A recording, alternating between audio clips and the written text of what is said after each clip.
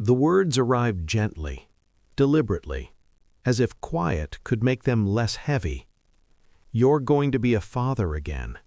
She said it while rinsing a glass at the sink, her back to me, water running too long. The kitchen smelled of lemon soap and something burnt underneath, electric, wrong. I didn't move, didn't breathe. I watched the muscles in her shoulders, too relaxed, too ready.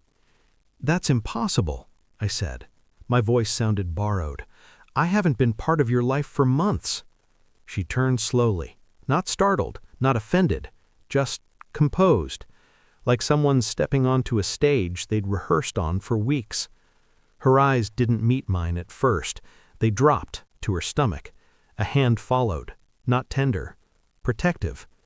In that moment, time fractured, not into panic, into clarity. I felt the shift, the instant when love stops being emotional and becomes a calculation, when the heart steps back and the mind takes over. She waited for me to say more, to shout, to plead, to collapse. I did none of it, because something inside had already begun counting, days, distances, lies, and every number told the same story. We had been married 8 years.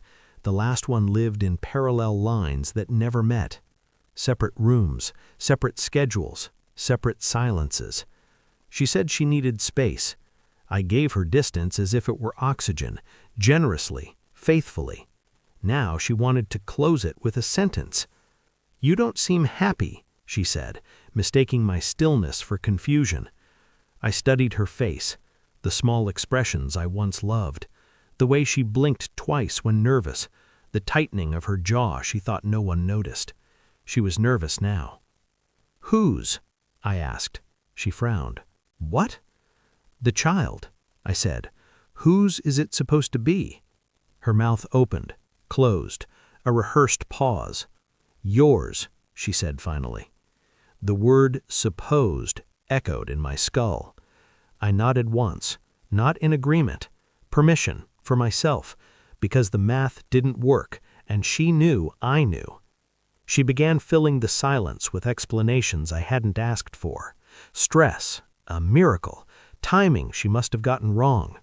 I watched her build a version of reality brick by brick, hoping I'd move in. I didn't interrupt, didn't accuse.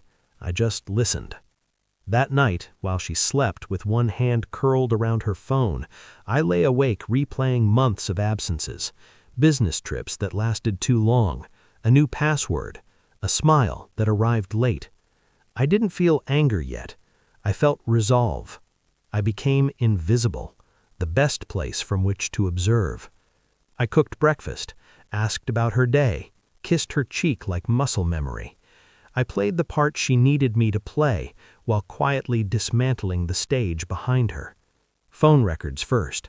Numbers don't lie, they just wait. One number appeared again and again, late nights, short calls, consistent. Then emails, not love letters, logistics, hotel confirmations forwarded to herself, careless, confident. I scheduled a prenatal appointment to be supportive, took notes, dates, measurements. Nothing aligned. I ordered the DNA test online under my name, express shipping, discreet packaging. I didn't feel guilt, only precision. While we waited, I watched her carefully. How she spoke to me softer now, kinder, like someone managing an asset. She had already decided who I was going to be in this story. I decided to let her finish writing it. When the sample was sent, I slept for the first time in weeks because the truth was no longer a question. It was just pending confirmation. The report arrived on a Tuesday morning, 99.99% probability, not the father. No surprise, just a clean, sharp quiet. That evening, I placed the envelope on the dining room table between us, didn't slide it, didn't dramatize it. "Open it," I said. She laughed once, nervously. "What is this?" "Evidence," I said. "You like preparation. I thought you'd appreciate it." Her hands shook. The paper rustled too loudly in the room. She read, then read again. The color drained from her face in layers.